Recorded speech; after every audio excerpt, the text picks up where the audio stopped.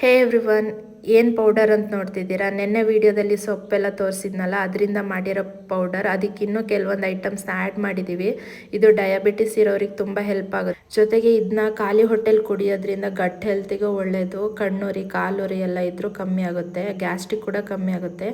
ಯಾರಿಗಾದರೂ ಈ ಪೌಡರ್ ಹೇಗೆ ಮಾಡೋದು ಅಂತ ರೆಸಿಪಿ ಬೇಕಿದ್ರೆ ರೆಸಿಪಿ ಅಂತ ಕಮೆಂಟ್ ಮಾಡಿ, ನಾನು ಶೇರ್ ಮಾಡ್ತೀನಿ.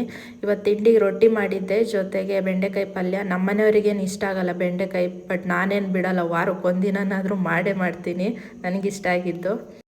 ಮಾವ ಮತ್ತು ಇವರು ಮೂಡಿಗೆರೆಗಂತ ಹೋದರು. ನನ್ನ ಕೆಲಸ 9:30ಇಂದ ಸ್ಟಾರ್ಟ್ ಆಯಿತು ಬೇಕಿಂಗು.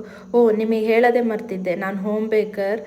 ಬ್ರೌನೀಸ್, ಕುಕ್ಕೀಸ್ ಆ್ಯಂಡ್ ಕೇಕ್ಸ್ ಎಲ್ಲ ಮನೆಯಿಂದನೇ ಮಾಡಿಕೊಡ್ತೀನಿ. ಇವತ್ತೊಂದು ಬಲ್ಕ್ ಆರ್ಡರ್ ಬಂದಿತ್ತು, ಹಾಗಾಗಿ ಬೇಗನೆ ಎಲ್ಲ ಕೆಲಸ ಮುಗಿಸಿ ಇದನ್ನು ಸ್ಟಾರ್ಟ್ ಮಾಡಿದೆ.